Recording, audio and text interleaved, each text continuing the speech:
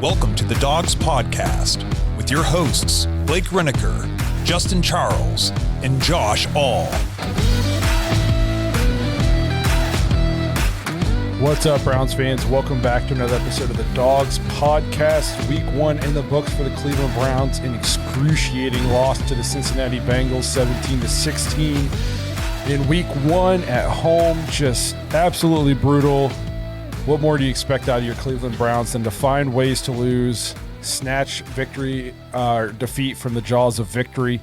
Just an unbelievable way to lose a game here in Week 1. So we're going to go through everything, talk you guys through it. I know there's a lot of people out there probably sad and depressed just like we are, so we're all here for each other to get through this. Obviously, Justin here tonight. He was at the game, so tough to get back from Cleveland and get settled in and jump on and do a podcast without getting divorced. So we're giving Justin a free pass tonight. He'll be with us on these Sunday night episodes, probably on the away games. Obviously, he doesn't go to those. So just a tough game. Before we get into everything, though, remember, if you want to get thoughts and intros, voicemails on the show, head to thedogspodcast.com, tap leave voicemail on the drop-down menu. We have a couple to get to tonight, so we're appreciative of those. If you're watching on YouTube, please like and subscribe. Tap the notification bell so you don't miss any of the content that we're putting out. You can listen to the show on Apple and Spotify. You can also find us on any of the major social media platforms, Facebook, TikTok, all those good ones. Just search at The Dogs Podcast. And lastly, if you were looking for more Dogs content, head to jointhedogs.com, become an official Dog Pack member.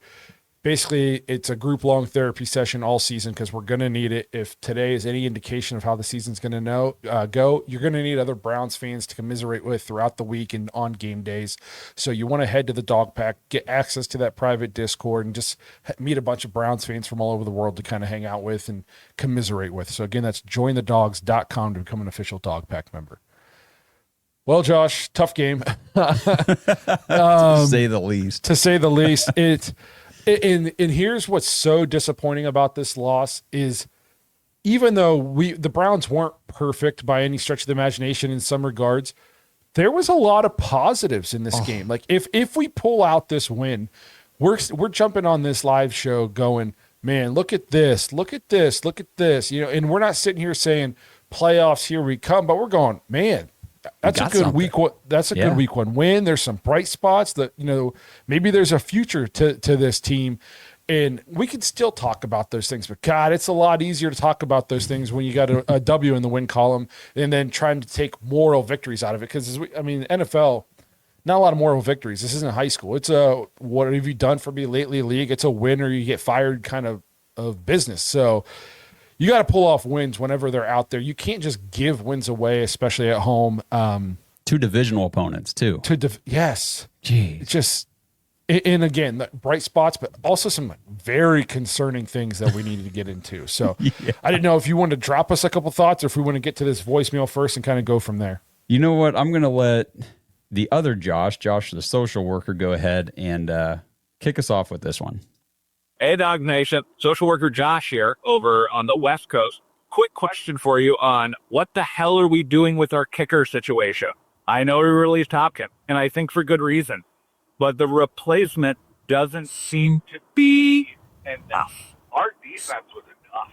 It was more than enough. Our offense was enough. Joe Flacco was enough. Our kicker was not enough. You guys have been talking about this. We don't want to go into this season and lose games by 1 point or by 2 points because we can't hit an extra point or a field goal. And yeah, that's what we did.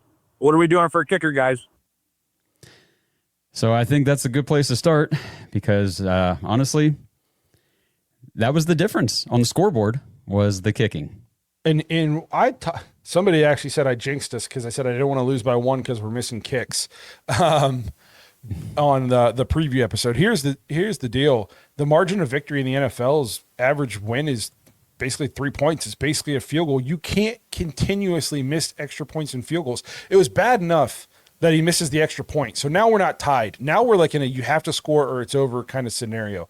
And then to come out and the defense does everything right to pin them back, almost get the safety, put them at the 1, make them punt out of their own end zone.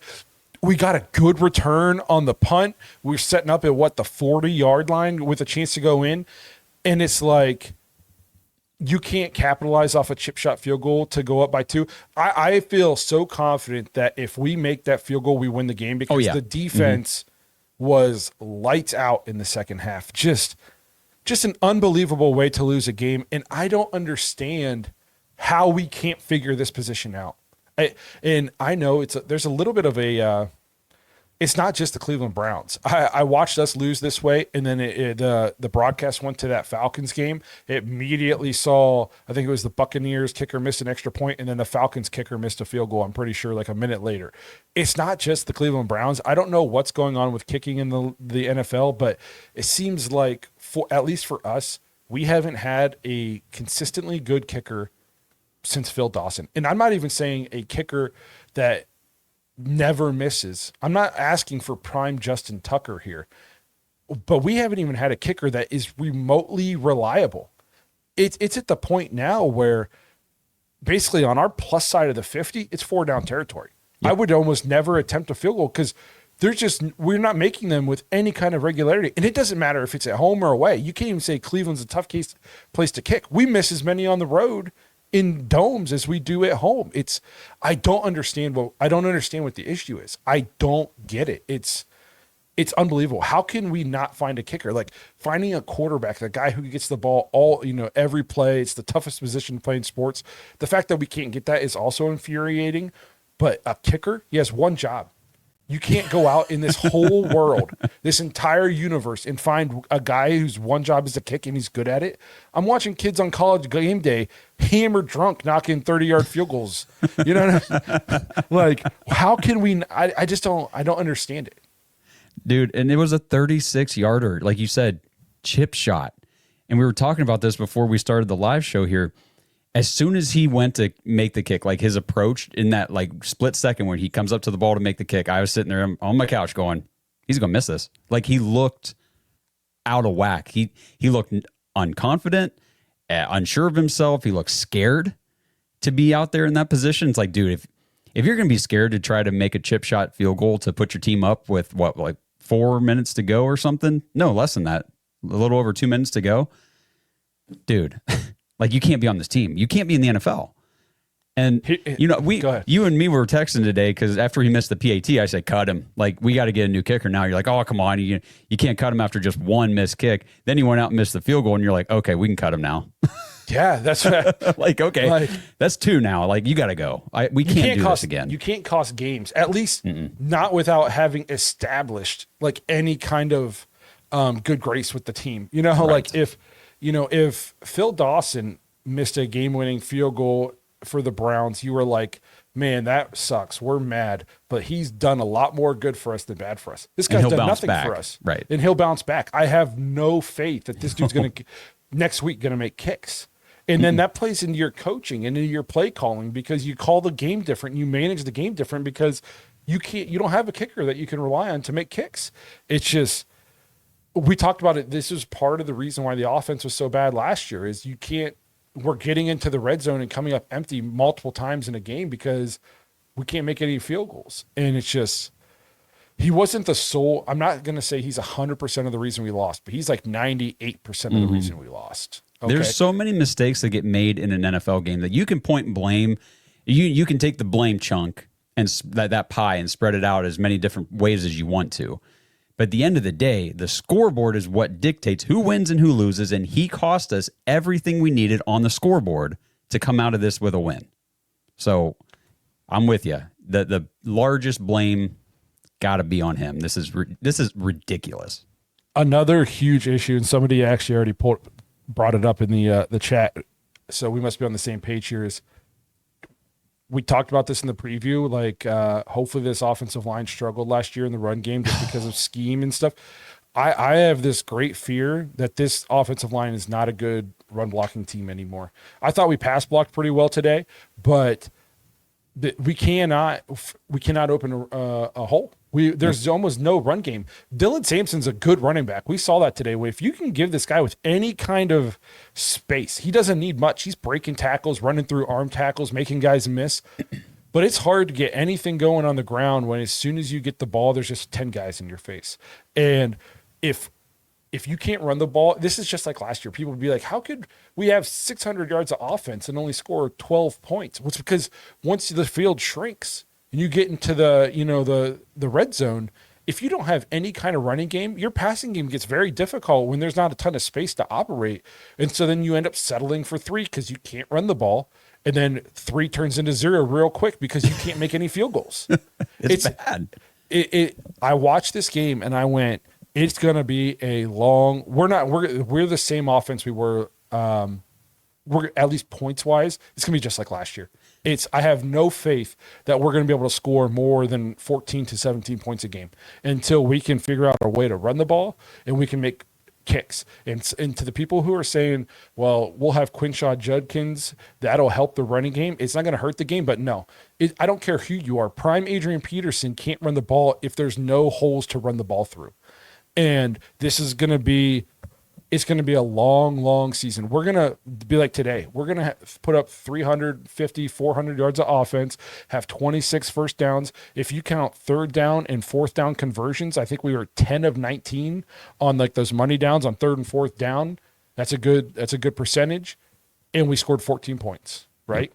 14 16 points, 16. If you can't run the ball, you can't be one-dimensional, especially as you get into the red zone.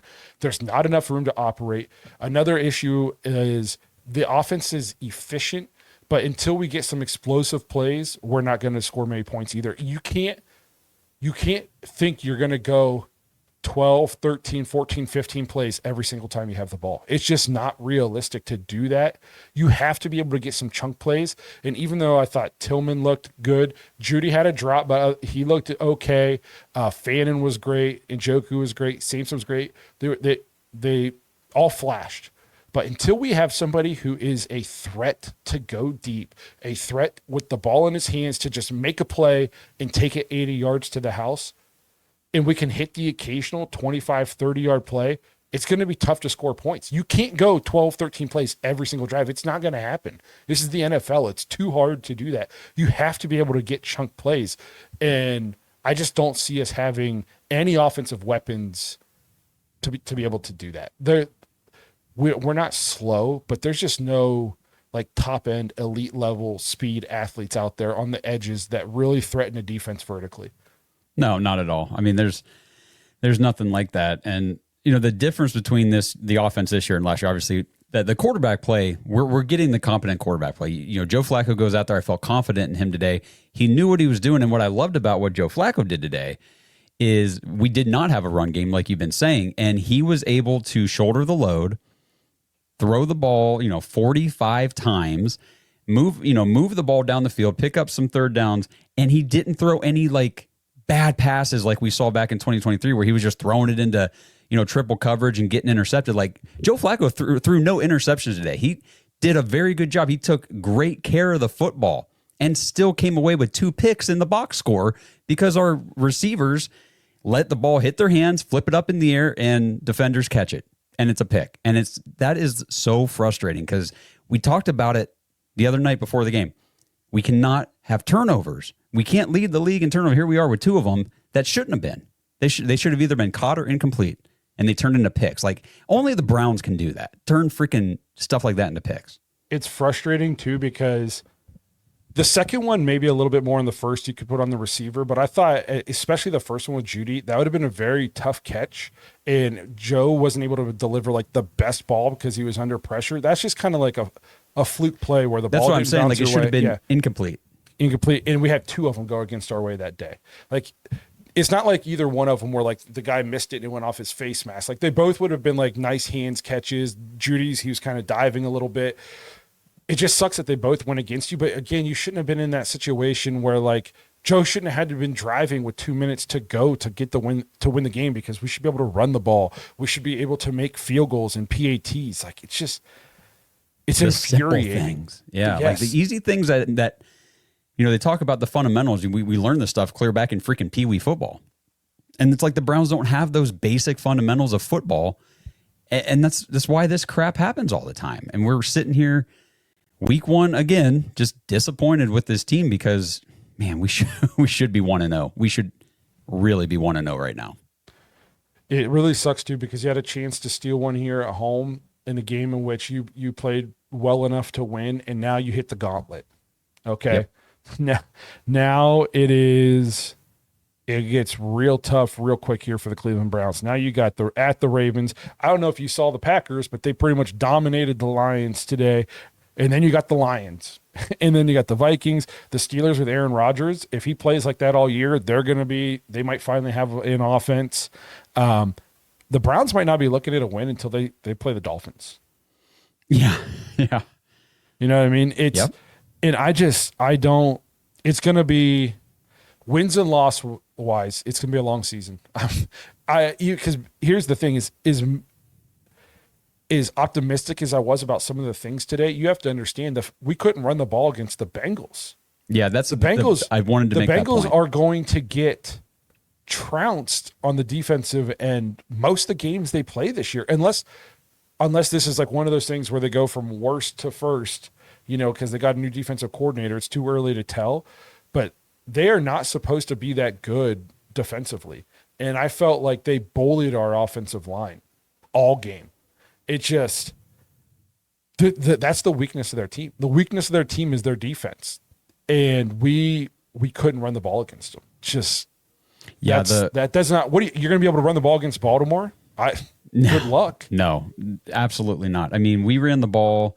If you take out Joe Flacco's, take out his scrambles, it was 22 carries for 43 yards. I think it was 1.8, 1.9 a carry.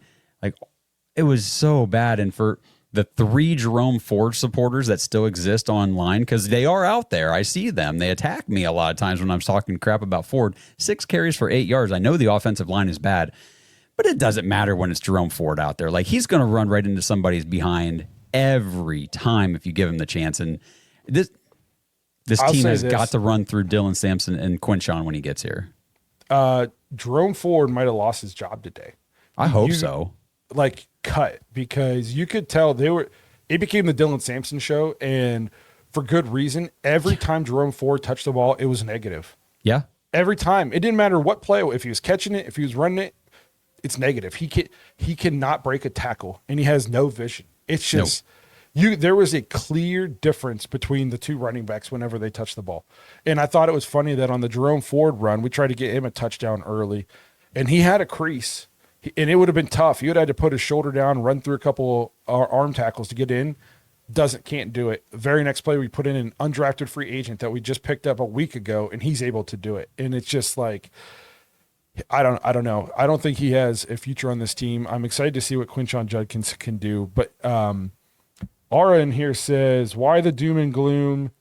Played pretty well and could have won. Cleveland fans are mental. We played pretty well and it's a 17-game season. Every game matters. You can't give games away, especially when you're not going to be very good. We played well enough and could have won, but we didn't. So we lost.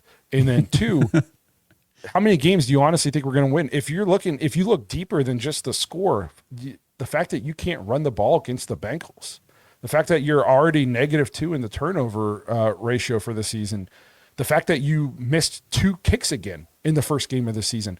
There are some major red flags in this game that do not bode well as we enter the hardest part of the schedule. Like the Ravens, the Packers, and the Lions, we might not score. I'm not even kidding.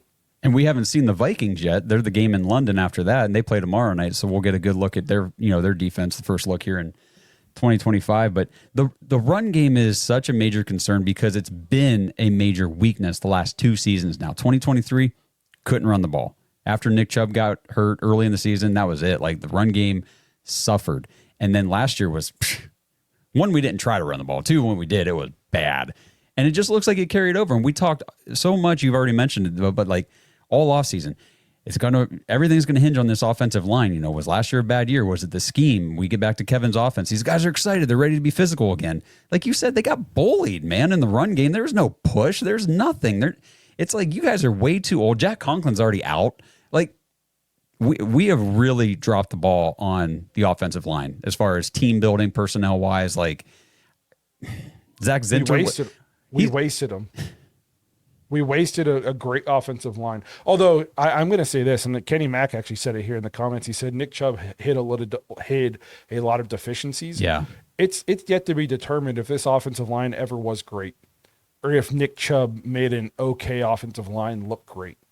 Because since he left, it's gone completely downhill. And to be fair, whenever he was here doing really well, these guys were 2-3 years younger than they are now. So I mean, I do think that they were obviously a lot better than they are now. They are old. I think they're slow. They're obviously not as strong. They suck. I mean, I hate to.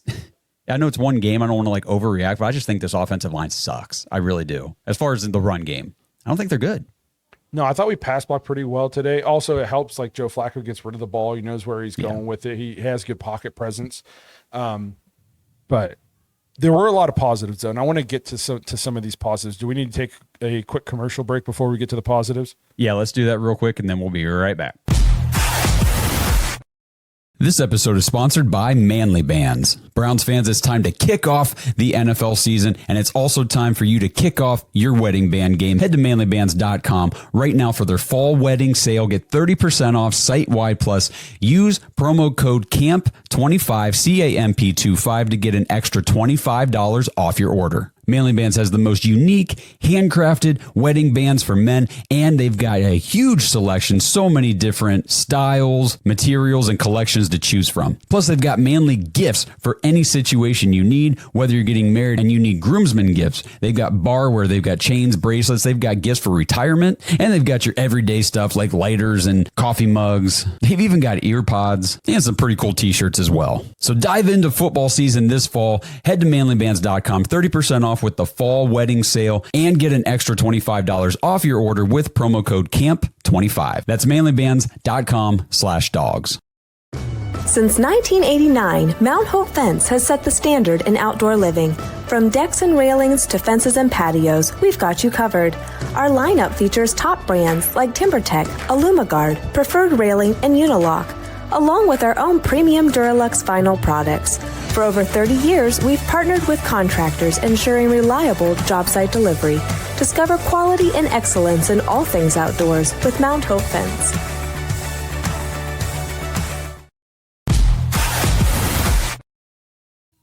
All right.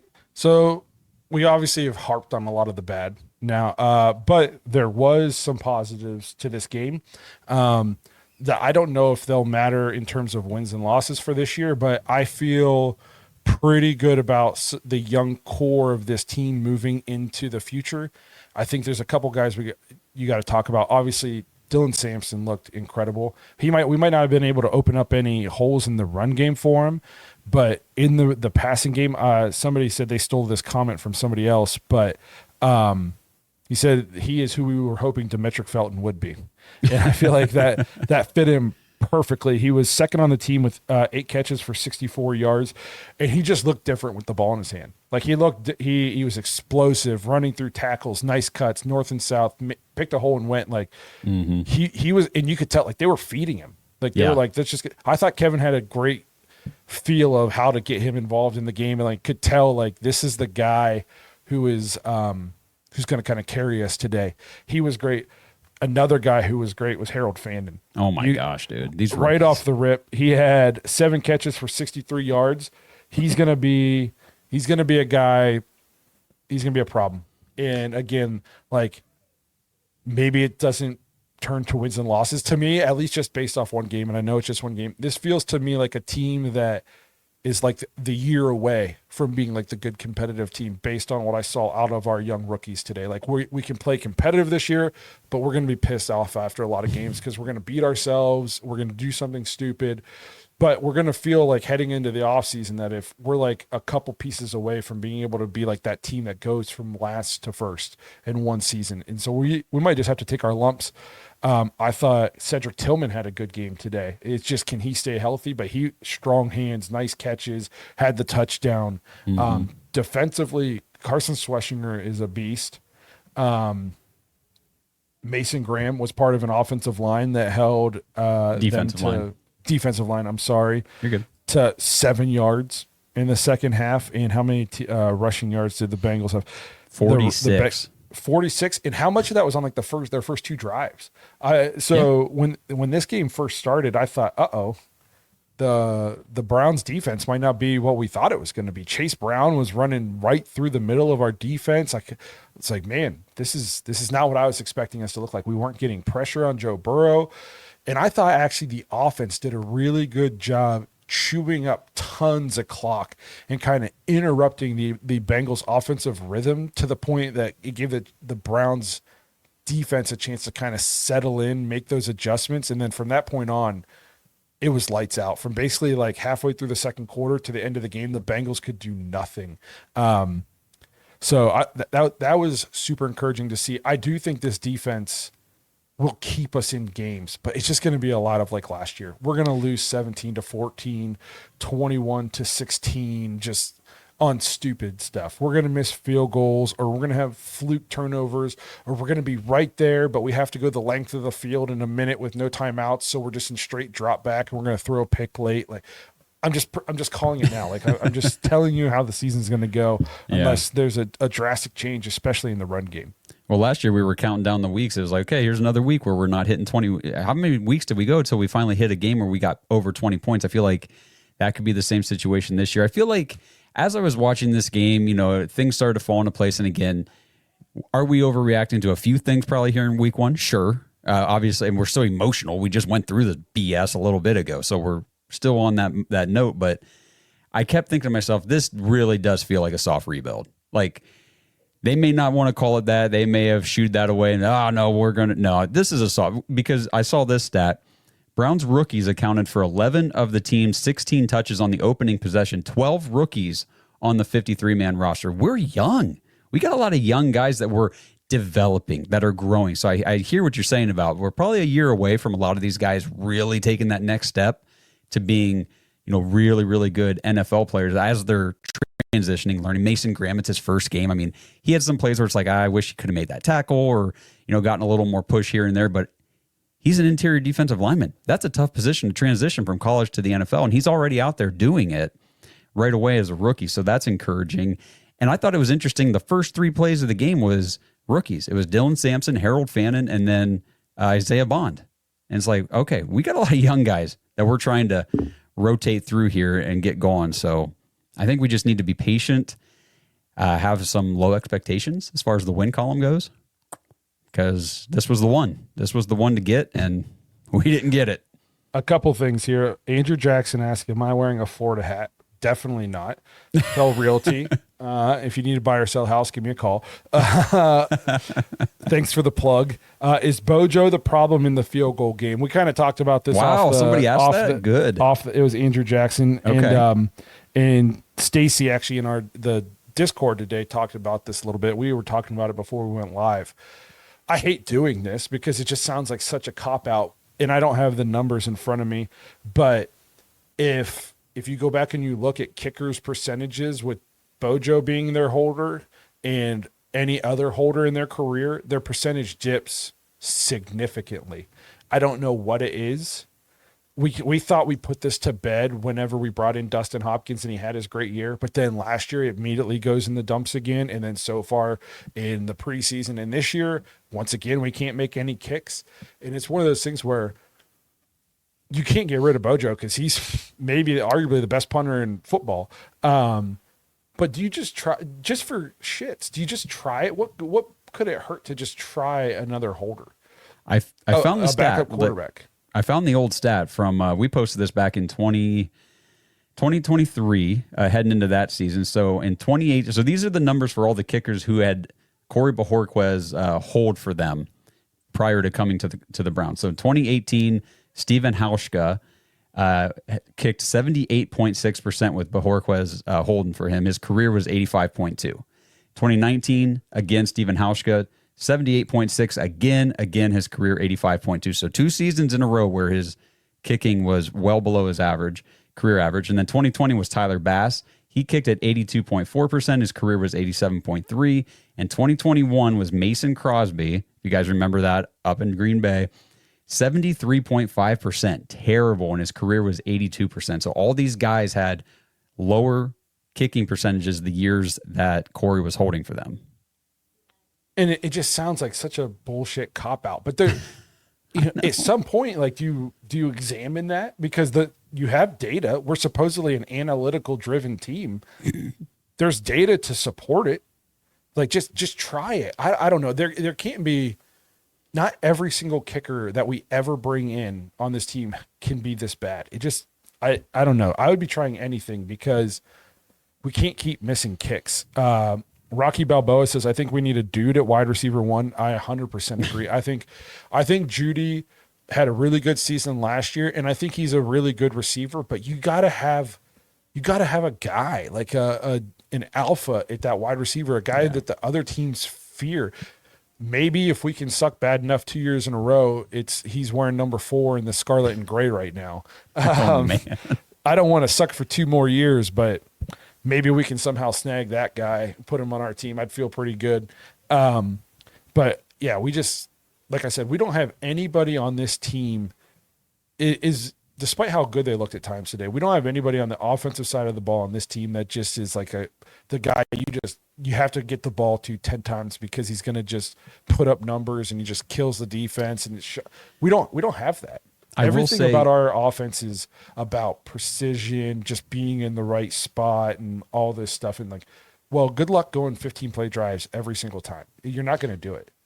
But I will say, for being 20 years old, and playing the tight end position in the NFL as a 20-year-old, Harold Fannin Jr. looks legit. This dude led college football last season. And they had this on this. This is why these national broadcasts crack me up.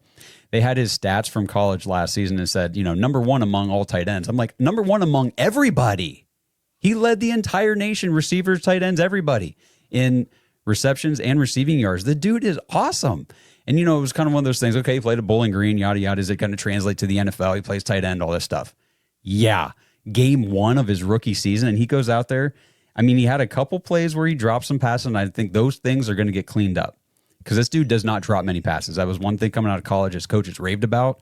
They called him, what was it, like glue hands or something? I forget, but he just doesn't drop a lot of passes. I mean, the 7 for 60, they just kept going for him. It was like, where's Fannin? Got to get the ball to him. So that was encouraging to me. Like, we do still need that number 1, like, receiver. But as far as having a legitimate weapon in the receiving game, Harold Fannin, I feel confident, is going to be that for us. Be one of those for us. No, I completely agree. But he's just like he's like another guy where, like, he's a mismatch, but he's not just going to run a go route. You know what I mean? And just beat you. No, and that's why I'm saying we still need the number 1 receiver, but it was just encouraging for me watching Harold Fannin. Like, man, we got a dude here. Like, he's going to be legit in our offense. Well, let me think of. I had something else I wanted to get to. Why don't we play that other voicemail before we forget? Yep, let me do that. This one's from Mick. Hey, y'all. Mick from San Diego. I want to give a shout out to the commish for the fantasy football for allowing me to reload my pick during the draft. So kudos to them. But to the game, week 1 loss, I'm going to chop it up to everyone needs to hit the jug machine. They were not good at catching the ball today. They need to be able to grip the ball and everything like that. Aside from that, I was very pleased with how we play both offensively and defensively. Diabate made that mistake of running up to block the run, which allowed Noah Fant to score a touchdown. Another take, Samson needs to be RB1. Jerome Ford just needs to not play anymore. Very tentative running the ball. Joe Flacco looked good. Offensive line looked good. Yeah, just we shot ourselves in the foot with all the drop passes and then, the missed field goal and then the missed extra point. I'm not going to leave it up to the kicker to win the game for the Browns. We need to catch the ball. Long season. Love you guys. Go Browns. Oh. I will say, the kicker does need to be able to win a game for you. That's a thing. You got to be able to go out there and make a game-winning kick. Yes, like you obviously you don't want to turn the ball over with the fluke INTs, and you want to catch the ball and all that good stuff. But at the end of the day, you put your team in a position to win the game, and the guy who has one job is to make kicks. And it's not like we put him out there to make a 65-yarder.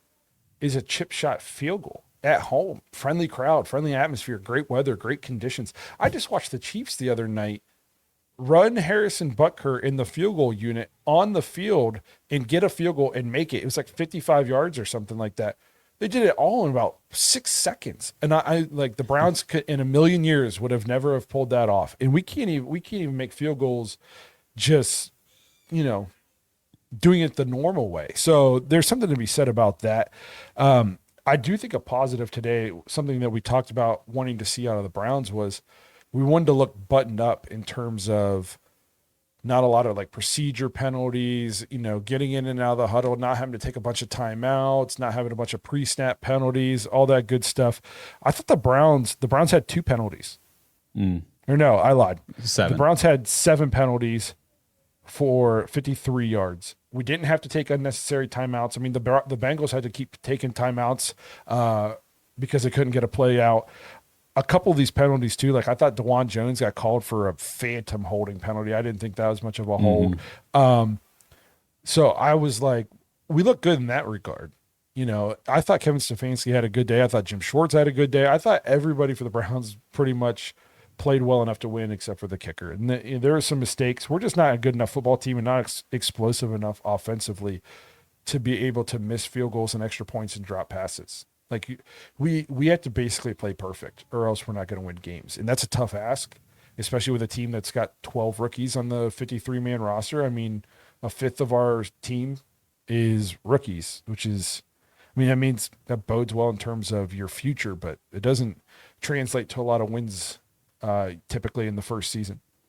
Yeah, and like you said, unless the Bengals defense turns out this year as the season unfolds, we realize, hey, they're actually very good. They're one of the better defenses in the league. They're legit. Unless that's the case, we're up for some tall tasks against these defenses coming up because this was probably still, in my opinion, and probably yours too, still one of the weaker defenses we're going to be facing this year. Oh, Baltimore is going to be tough. Green Bay is going to be tough. The Steelers, I think the Vikings could have a good defense. Like it's going to be. Oh, the Vikings defense is going to be good. We play coming up in our next games. We play possibly 4 defenses that are going to finish. Oh no, the Steelers. We play 5 defenses in our next 5 games that they might all finish top 10 in the league. Yeah, and the thing is, the Browns might have one of those defenses as well. It's just our offense isn't there because this stat's the one that killed me. I saw this on X. I forget who posted it. It said the Browns pretty much doubled the Bengals in total offensive yards. They held Joe Burrow to just 113 passing yards, just 95 team yards when you get to count in the sacks. So they were under 100 yards passing as a team. Jamar Chase had 26 receiving yards. Like we did that on defense. This is supposed to be a great offense that we're facing. This is supposed to be one of the best quarterbacks in the league. They've got the T. Higgins, Jamar Chase. They're supposed to put up all these points and yards, and we held them to that, and we lost. It's tough. Yeah, okay. Let's put it nicely. Yes. Did we have one more commercial we needed to do? Yeah, we'll hit this, and then we got some other stuff to get into. This episode is sponsored by DraftKings Sportsbook. Game on. Week 1 starts right now, and every touchdown brings you closer to a payout with DraftKings Sportsbook, an official sports betting partner of the NFL. And it's not just football. It's first touchdown fireworks, anytime touchdown rushes, and live bets that ride every momentum shift. At DraftKings, every play is your next shot to win. And new customers, this one is for you. Bet just $5 and get $300 in bonus bets instantly. Plus, grab over $200 off Sunday NFL ticket from YouTube and YouTube TV. Your season starts now. Download the DraftKings Sportsbook app and use code BROWNS. That's code BROWNS to get $300 in bonus bets instantly when you place your first bet of $5 or more, plus over $200 off NFL Sunday ticket from YouTube and YouTube TV. In partnership with DraftKings, the crown is yours. Gambling problem? Call 1-800-GAMBLER. In New York, call 877-8-HOPE-NY or text HOPE-NY 467-369. In Connecticut, help is available for problem gambling. Call 888-789-7777 or visit ccpg.org. Please play responsibly. On behalf of Boot Hill Casino and Resort in Kansas, fees may apply in Illinois. 21 and over. Age and eligibility varies by jurisdiction. Void in Ontario. Bonus bets expire 7 days after issuance. issuance. See sportsbook.draftkings.com/promos. NFL Sunday ticket offer for new subscribers only and auto renews until canceled. Digital games and commercial use excluded. Restrictions apply. Additional NFL Sunday ticket terms at youtube.com/go/NFL Sunday ticket/terms. Limited time offer. So here's the last one real quick that I want to read if we're not already depressed enough. In the second half, the Browns, you guys ready for this? 216 yards. The Bengals, 7. 200. I mean, come on. Any other team that does that is going to win the game. 216-7. That's insane. And we had 11 first downs in the second half, and they had 1. It's one of those things where like the Browns only find way. Like the only team that ever loses games like this is us. I can't even remember how many games we've lost in my lifetime where after the game, all you see is reports about like anytime a team does this and this and this, they're 387-1.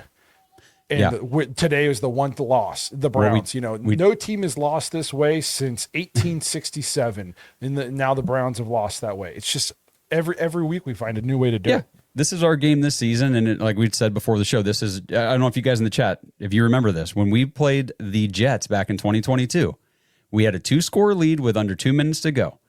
And I forget, they had like maybe, was it no timeouts left or something? Whatever the situation was in that moment, the last 229 teams to be in that situation won. And we were the first team in 230 instances to lose in that situation. And then if I remember correctly, the team that had lost like before was the Browns. Yep, the last team to do it was us. Yes.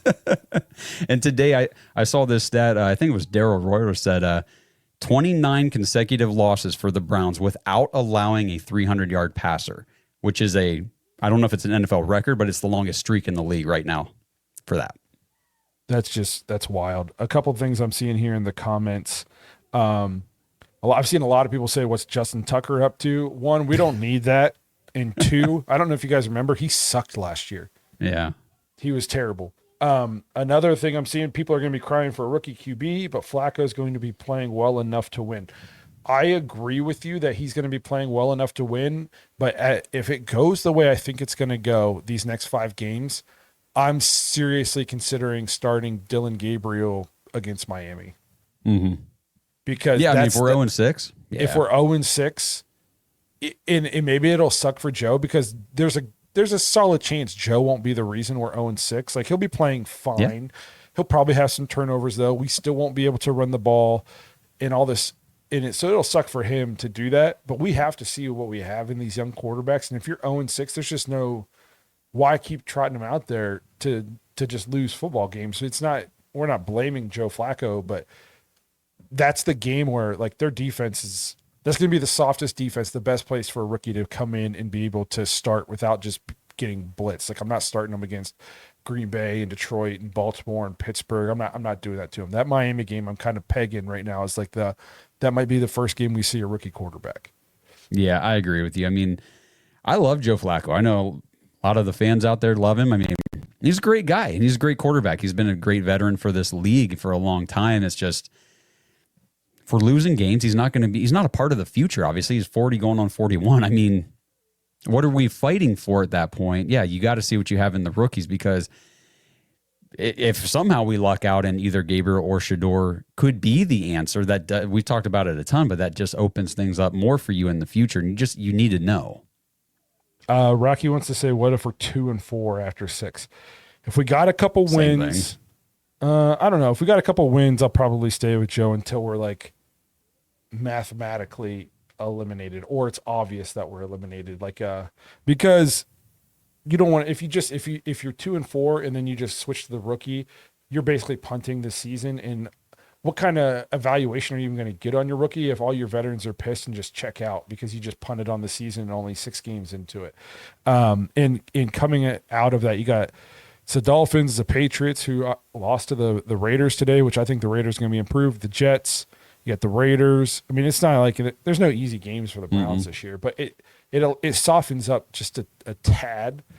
after that Miami game, to the point where, like, now if you're 2-4 in after that Dolphins game, and then you come out and you lose to the Patriots and the Jets, I'm probably not going to start him at the Raiders or at the Ravens, but maybe at Las Vegas.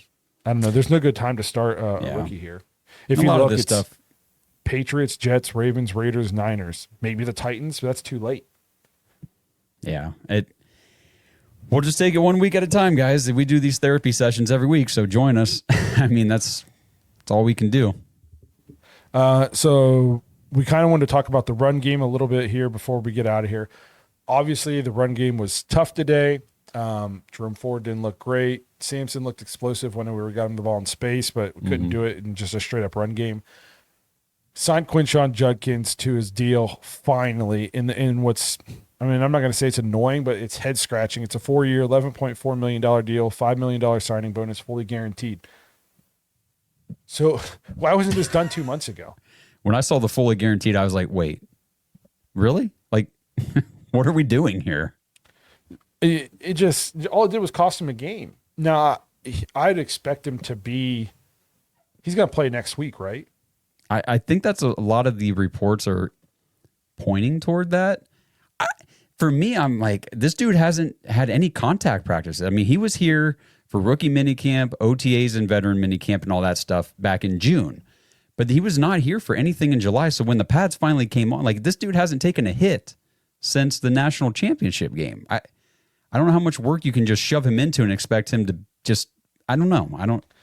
I think if there's any position in the National Football League that you can kind of be late to the party and just kind of be plug and play, it's running back. Yeah, I You know what agree, but maybe not on third down, obvious passing situations, maybe, but at least on first and second down, like, hey, here's the ball, go run it. Like, you know what I mean? Yeah. Like, I think that's something.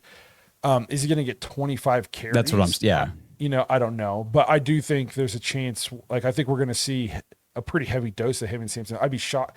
Jerome Ford, it's at the point, I don't even know if he's long for this team. That Can we today cut him? was Can we just about as discouraging as a performance. It was so obvious, like, when he was in the game, that there's nothing there. There's just nothing there.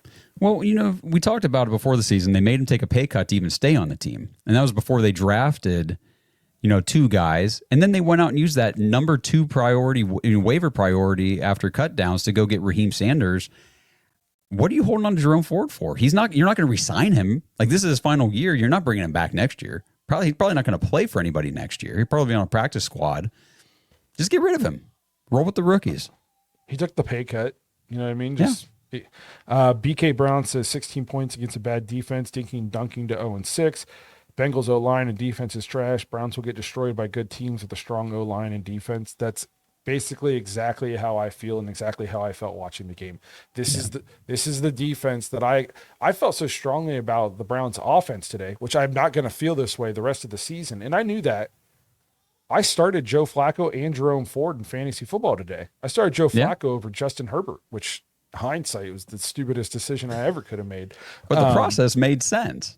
Yes, I'm like, and I thought Jerome Ford would have one of his games where we don't think he's playing that well, but he rattles off some runs, probably has a couple long receptions, and maybe he gets a goal line touchdown run. He scored 1 point in fantasy. And watching the game, it was obvious why. It just, him and Xavier Worthy combined for 1 point for me this week.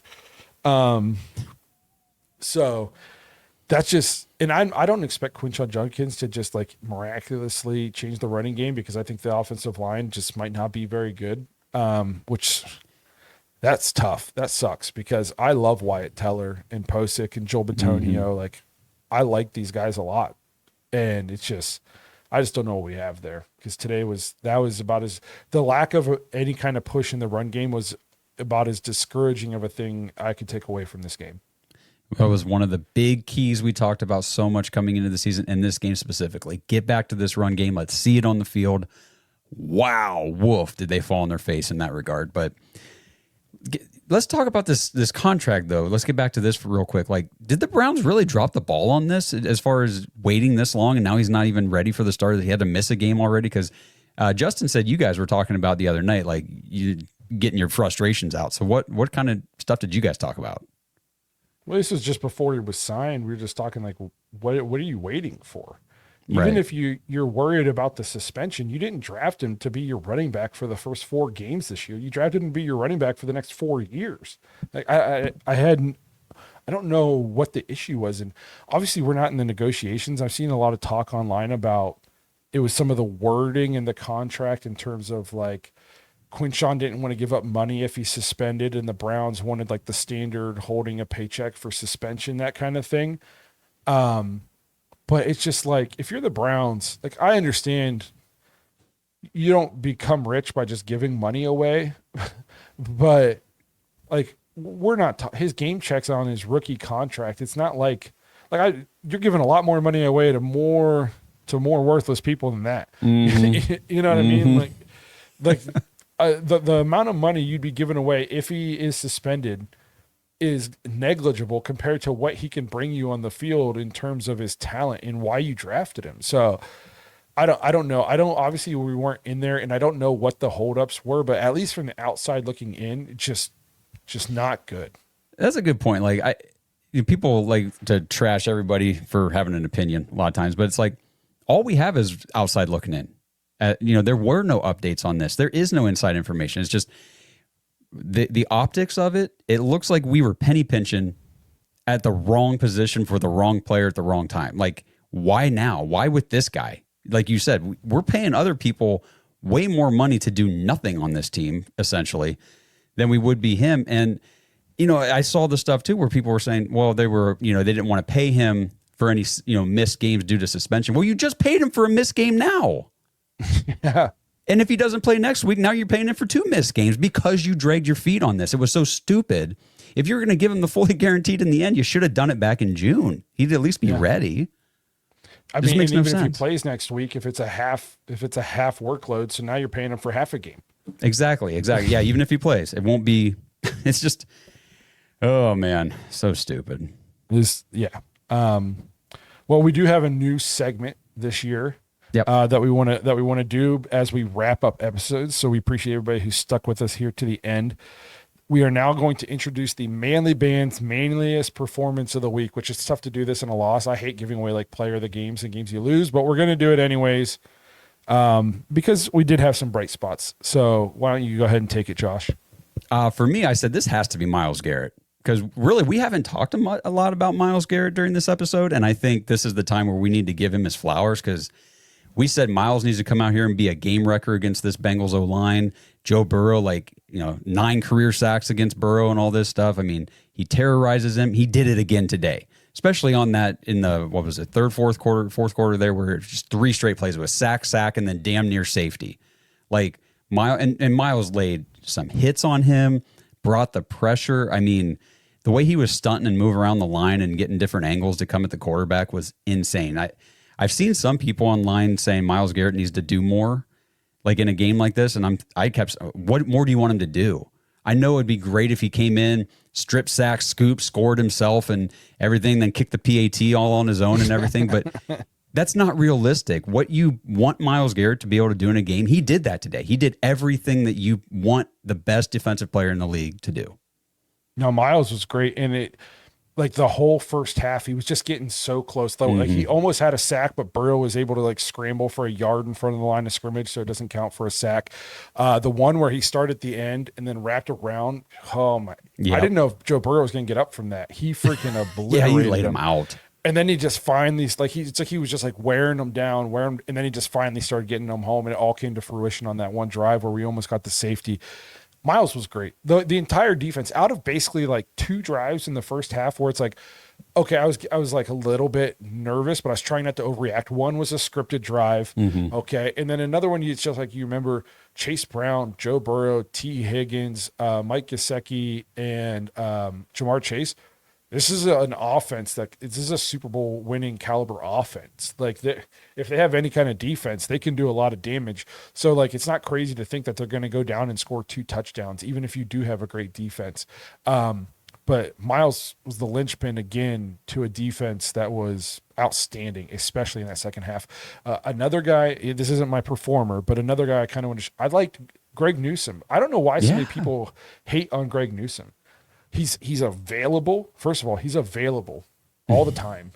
And he plays with such an energy. And like, I'm not saying he's a top 5 shutdown corner in the league and he's just, Newsome Island. But Greg Newsome is a very solid defensive back who is healthy more than he's not healthy, who plays with extremely high energy and is kind of like a vocal leader for this defense. I don't understand Browns fan hate on Greg Newsome, like at all.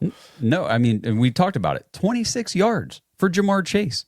Largely considered the best receiver in the NFL or one of the top.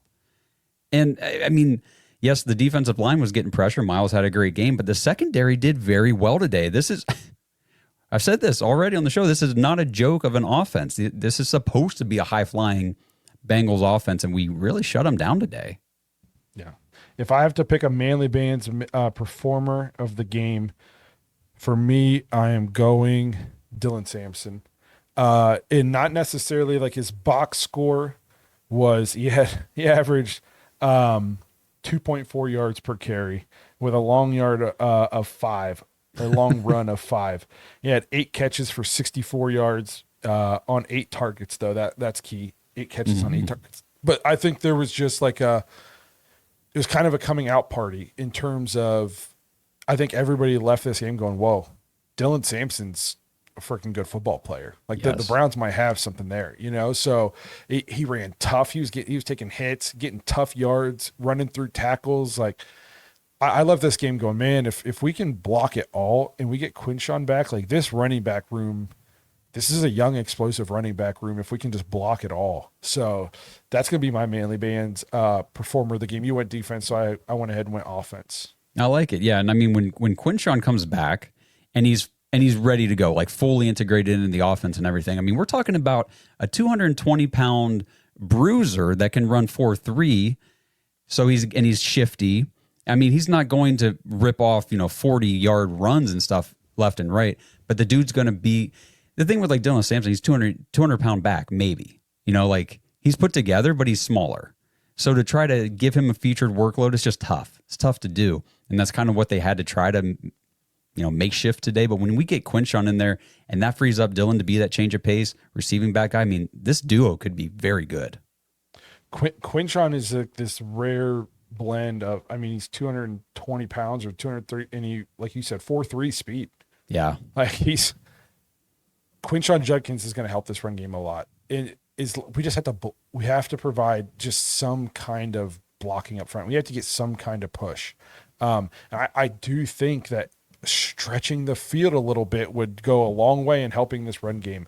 I know the offense was efficient, but like it was a lot of dinking and dunking within 8 yards of the line of scrimmage. There wasn't a lot of downfield passes. If you can stretch that defense out, make them respect the deep passing game a little bit, they got to move some guys out of the box. They're not just all eyes in the backfield. That's going to help your offensive line out. That's going to help the run game out. We got to figure out a way to stretch the field, try to get Isaiah Bond more involved, to use his speed. Didn't see much Jamari Thrash today, which was kind of surprising considering how much he played and how well he did in the preseason. I should pull up the snap counts. I know he was out there quite a bit. It's just he didn't get targeted, I don't think, at all. Here, let me see. So Jamari Thrash on offense played 20 snaps. Yeah. And we had, 71? Yeah. So a little less than a third, yeah. So I was a little bit surprised based on that, but there's a lot of multiple tight end sets out there because Njoku had a Manly run too, catch and run. So I love David Njoku. I think it's safe to say David Njoku is probably my favorite Cleveland Browns player. You think he gets extended? That's a guy. I just don't think you can let David Njoku go. He's since the Freddie Kitchens year where he requested the trade and then he decided to come back. There's been like nobody who's been outside of Nick Chubb been like a Cleveland Brown more than David Njoku. Just I don't know. I think you can't let that guy walk. At least in my opinion, I'd be pretty bummed if we let David Njoku go. I would too, because I think that, I mean, Harold Fannin, obviously we talked about, like, looks like he's going to be the real deal, but he's a different tight end than David Njoku. He's not your prototypical size for tight end and all that kind of stuff.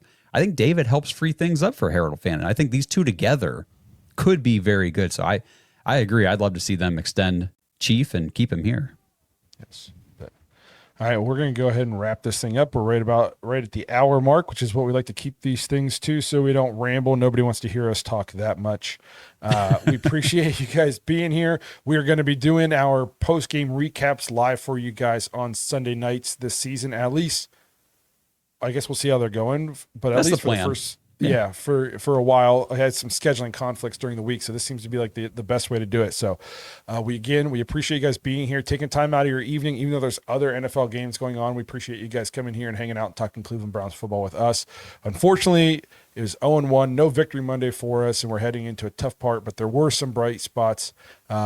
So maybe some good stuff to take away. We appreciate you guys being here. If you guys want to talk with us all week, you want to talk with other Browns fans about what you expect, join thedogs.com, become a Dog Pack member, get in that Discord. It's been going, this entire episode has been popping off. So you want to be in there talking Browns seasons here. This is when it's really fun. So again, let's join thedogs.com. Again, we appreciate you guys being here, and we'll see you guys later this week when we preview the Baltimore Ravens matchup. L.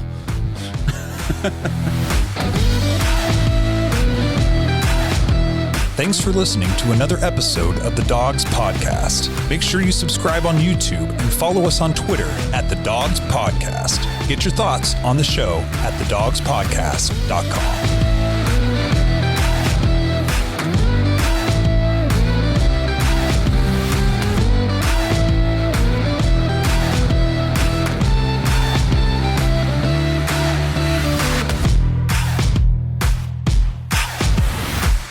This episode is sponsored by Butcher Box for Pets. Browns fans, we love our fellow dogs, our Dog Pack members, and the Dog Pound faithful, but let's not kid ourselves. The most important dogs in our lives are, well, our dogs. Your furry friends aren't just pets, they're part of the family. But the question is, what are you actually feeding them?